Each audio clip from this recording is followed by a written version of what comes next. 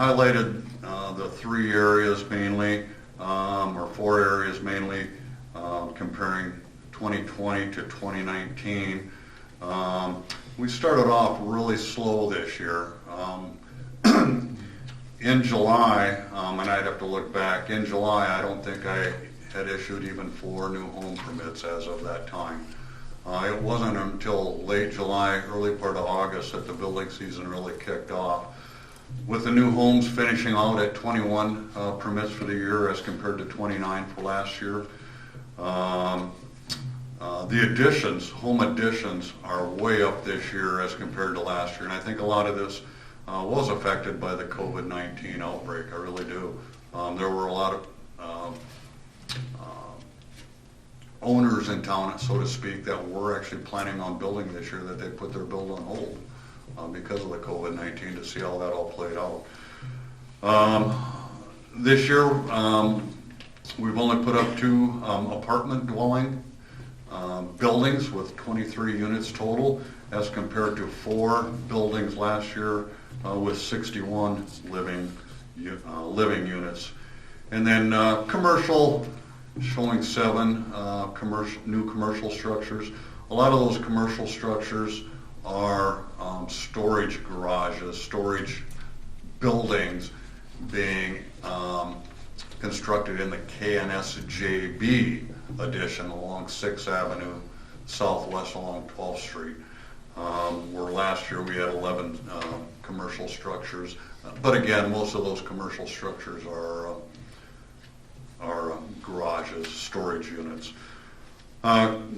Figuratively, I guess I issued 161 permits for the year as compared to 134 last year.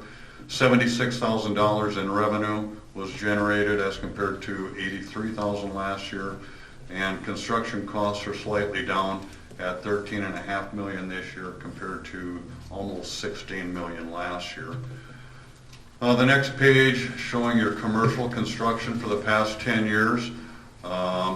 We're pretty much staying steady. Last year was a pretty big year at 11, but otherwise we're pretty consistent from year to year on the commercial side, and then 21 new homes graph compared to last year at 29. So the graph kind of, we're staying pretty steady for the last several years, quite honestly, that we haven't fluctuated a whole lot. Residential fees and values for the last 10 years. Fees just on the residential structures brought in $34,000 in revenue with a $5 million valuation compared to $44,000 in revenue last year and an $8 million valuation. So, being short some 8 homes this year compared to last year is going to be what generates those differences in numbers. And the commercial fees this year, commercial fees this year at $17,000 as compared to $11,000 last year in revenues, $4 million, almost $5 million in valuation compared to almost $2 million last year. $3 million of this year's construction valuation is the Quick Start, so that's a pretty big valuation, pretty big project that they've got going on. And then the very last page is the urban revitalization, and this is from the inception in 2012 when we first started this urban revitalization program. You can see I have my graphs numbers figured out all the way through 2030, which is going to be long after I leave this office, but it makes it easier for the next guy that fulfills my spot. They just got to put in a number. But this year we issued 30 different applications for the urban revitalization program as compared to 36. So we're steadily, staying steady for the last 2 years, but going up every year virtually since we started this program. So giving us a total of 231 applications that have been submitted and or approved since it was started back in 2012. Any questions on the building permit as it pertains? I do have one other thing that I'm going to address the council on here, though. Any questions for So Rick? 12, 13, 14, and 15, which would be 35, 55, 75, about 95, say 100 homes are now back to full taxation. They would be, yep, that would be accurate. Yeah. Yep, that would be accurate. That's a good thing to know. Yep. You know, that is a good thing to be Yep. able to look at. So, Greg, you said that you thought that was, the slowdown may have been contributed to COVID. Did contractors have problems getting their supplies? Were they yes. able, was that part of it? That really wasn't part of why the permits slowed down, I don't think. When the spring hit, obviously the COVID pandemic was here, but it wasn't fully realized until probably April or May. You know, we knew the name, we knew the word, but we really didn't know how it was going to affect anybody. There were I talked to several contractors who had personnel that were going to build, and they just decided not to because they didn't know what the economy was going to do. By the time they figured out the economy was probably going to be okay, which wasn't until really June or July, the contractors were already committed to other builders. So it just kind of puts, I mean, there's a combination of a lot of things that slowed it down, but I think the start of it was because of the COVID. Construction costs have went up at least 30% since spring. And that, I think also, there was one individual who started his build, who stopped his build, and then he figured out, well, prices ain't going back down, so he continued his build again. They went up at least 30%, and I've heard as much as 40% since spring. So that's really putting the brakes on some of it also. But I think next year we're still going to see a strong, I mean, look at the town. We've got some good growth going on, some good activity. I think we're going to see a strong couple of years. Interest rates are well down, so now's the time to buy or build. So I just really think we're going to have continue having some good years. So. Okay. Any other questions for Greg? I just got one more thing. I do have one more item. This kind of came up this morning. So a couple weeks ago, and this is just more for council members for your knowledge, because you're probably going to get some phone calls. So anyway, as you all well know, we are in the process of redoing or codifying our code of ordinances. Codifying basically means organizing. So getting a new book, new organized, new code books. It's going to have most all the same codes that we currently have, but codification is the process of organizing those codes properly in a book. That's been at Iowa Codification since about early November. They review every single page of that book and make some suggestions or recommended changes. Jason and I have been through that book from front to back. We recommended some changes, so now it's in their hands to get things typed up, printed up, and sent back for us for review and adoption of our new code of ordinances. With that being said, there are some changes that have been made. Most are minor, some are just wording changes. But anyway, at the last public safety meeting, I know there were probably 2 council members present. One item that was brought up that was not addressed specifically in our code, we decided to make it more specific, but something that was brought up at the last public safety committee meeting was the issue of construction trailers being parked on city streets constantly, not being moved, garbage dumpsters on city streets without being moved, and or dump trailers at various construction sites, and they sit there for months on end without ever being removed from the streets. And so that was discussed, and it was recommended that this issue be addressed. We do have, and I'm gonna read it for you here real quick, because it's a short ordinance, but in chapter 135.06, our current wording, is this: it is unlawful to park, store, or place temporarily or permanently any machinery, junk, or other goods, wares, merchandise of any kind upon any street or alley for the purposes of storage, exhibition, sale, or offering for sale without the permission of the council. So that's how our current wording is listed. So in essence, it does not allow for dumpsters to be on the street for extended period of time under that ordinance. However, it doesn't have the word dumpster in it. So after visiting with Jason about it, after he brought it to my attention, what the Public Safety Committee had talked about, I just wrote up the addition of construction trailers, the addition of dump trailers, and metal bulk storage / trash containers to be parked on the city streets under that ordinance. And I presented to Jason, he was fine with the way it was worded. And we're gonna, I emailed it to Iowa Codification, so that's anticipated to be in the ordinance. The next thing,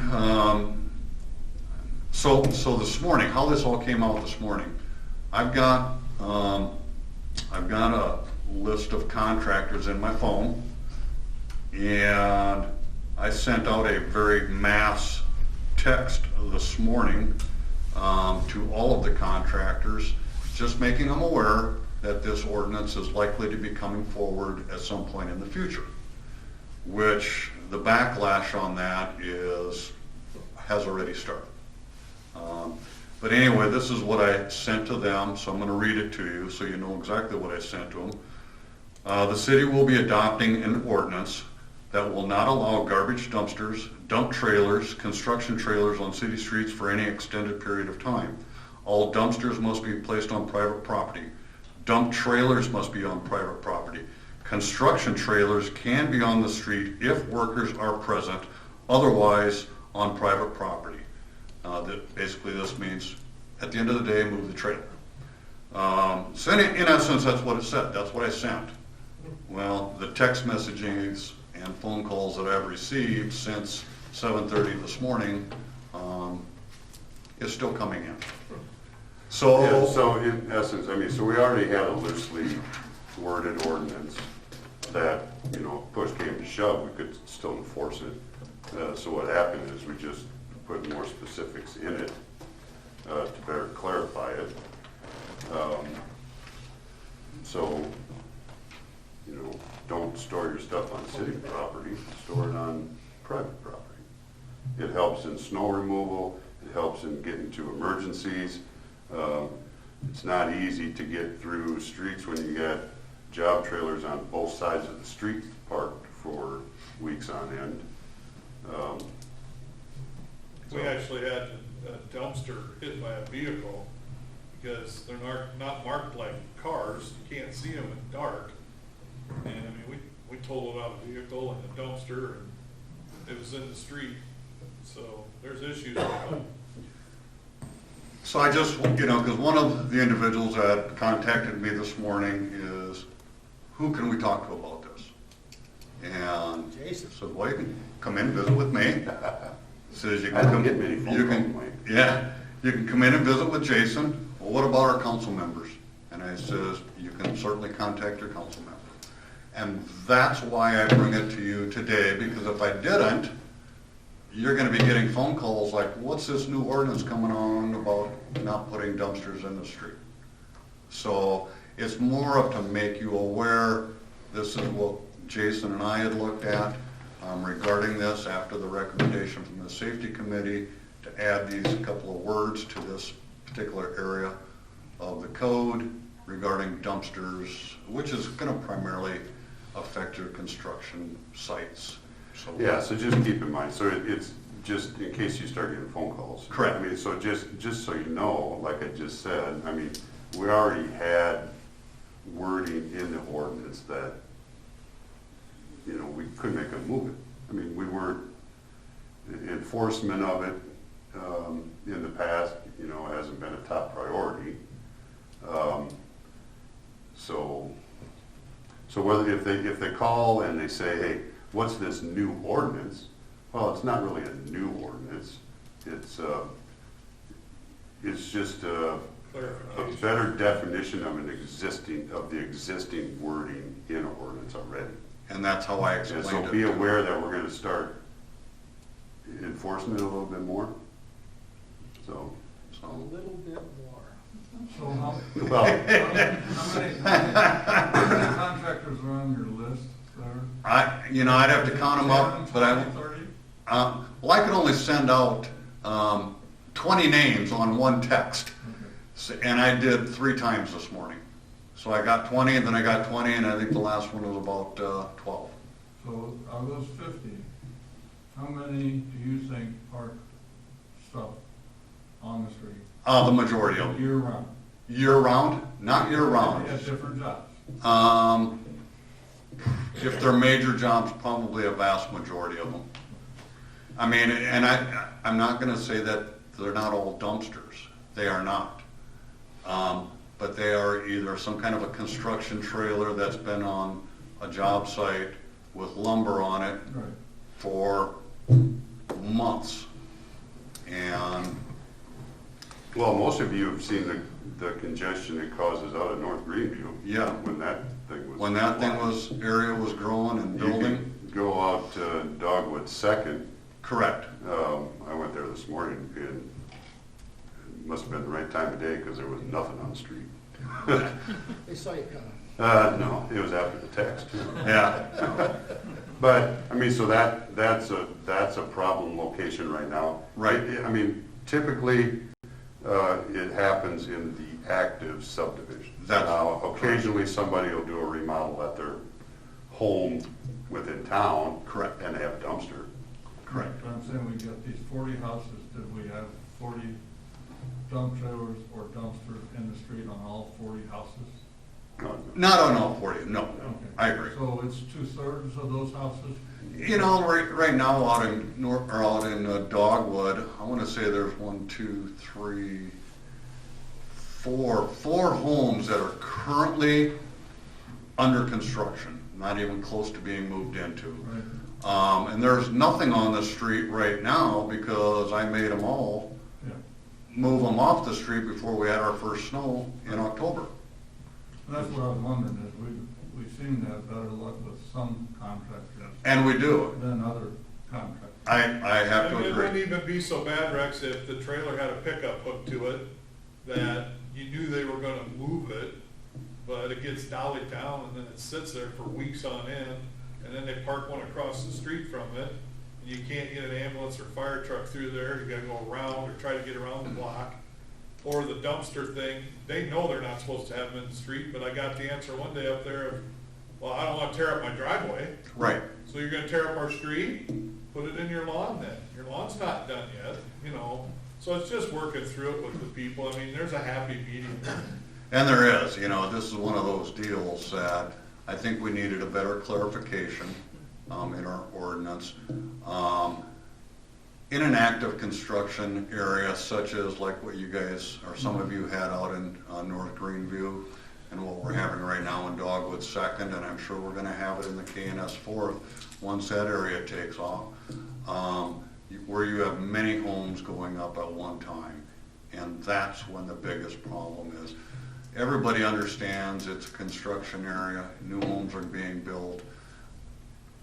I never made a big deal out of it as long as you could safely navigate your way through things, because in a matter of 4 months, 5 months, it's gonna be done and they're gonna be living in it and that area will be clean. But basically what it's doing in these new areas is it's just shoving it down a lot or two. So, Well, I think that one of the things we could look at is finding the source. If Vans is told by the city, I told Vans, you do not put those in streets, period, then Vans maybe is the one that gets the ticket. I've had 2 conversations with Scott, and I made him aware of what was coming down as far as the ordinance writing. And I says, if a contractor is asking for a dumpster to be placed on the city street, you tell them no. That you've been instructed by the city, primarily myself, to put it on their yard and or in their driveway. Now, if that property owner has got an issue, they need to contact me. Or if that contractor has an issue, they need to contact me as far as why they need to put it in the street or on the private property. But I've told Scott Vanderslice already, you have your guys now start putting them on the grounds, on the private property. And the other thing that I've suggested in years past is some sort of a permit for contractors, because I get their dilemma. They've got a new construction. I get it. They've got a mud yard, and so I get their dilemma, but I'm not so certain that the city couldn't issue some sort of a temporary 30-day permit for a construction trailer. Trash, I don't care if they privately own it or if it's vans, it needs to be on their property. Why? Because I don't want the nails out of my yard. I don't want them in our street. I don't want the debris in our streets. But construction, I get the dilemma, and I'm wondering if we shouldn't go with some sort of a 30-day permit. And I'm not even after fees. I'm just saying they do have a bit of a problem. You know, but that just brings up other issues, because we've already got an ordinance that talks about anything over 24 hours. So if it's, here's the definition of a vehicle by our ordinance, means every device in, upon, or by which any person or property is or may be transported or drawn upon a public highway or city street. We've already got an ordinance that limits parking to 48 hours without being moved. So if we're going to enforce something like that on specifically contractors, or give them permission to park anything longer than the 48 hours, which is allowed by this, where do you draw the line? Because somebody's got their travel trailer parked on the street because they don't have a parking area on their ground, on their own property, because their driveway isn't big enough. But they have